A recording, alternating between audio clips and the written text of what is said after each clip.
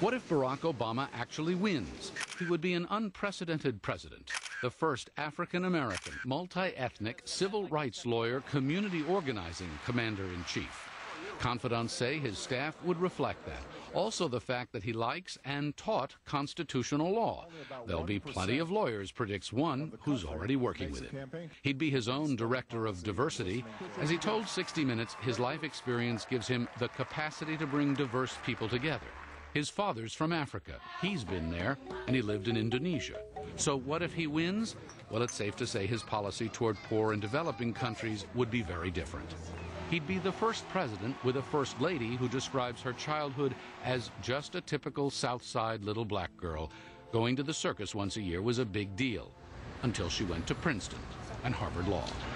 They'd be the first in a long time with little kids in the White House. They're just 5 and 8 now, and they've told him if he wins, they want a dog.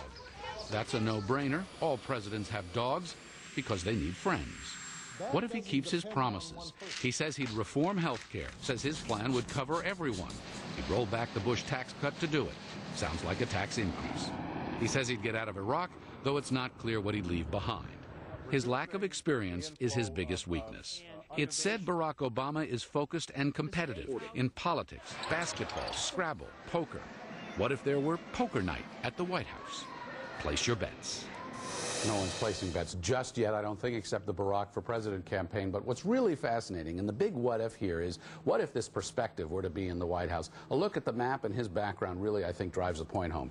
He was born in Hawaii. His father was from Kenya, his mother from Kansas. He went to school in Los Angeles, went to school in Indonesia, went to college in New York, went to law school in Boston, moved out to make his home in Chicago, now lives in Washington, and he'd like to move to 1600 Pennsylvania Avenue. That's a unique perspective he would bring to the White House. I think it's a really unique perspective, and it's very much about the globalization 21st century where we're seeing ourselves right now, and it's unlike anything that's ever been, even close to that office. And I mentioned in the piece his attitude toward the developing world. He spent a lot of time in Africa. He and his wife actually had HIV tests in Africa to kind of set an example. That's a remarkable kind of on-the-ground experience that, if you play what if, would have to have tremendous implications in foreign policy and the conduct of America's image around the world. When he showed up in Kenya, he was received like a rock star there, because that's the homeland of his dad. All right, thanks very much, Frank Sesno. You're going to continue these what if segments on a weekly basis. We will, and we'll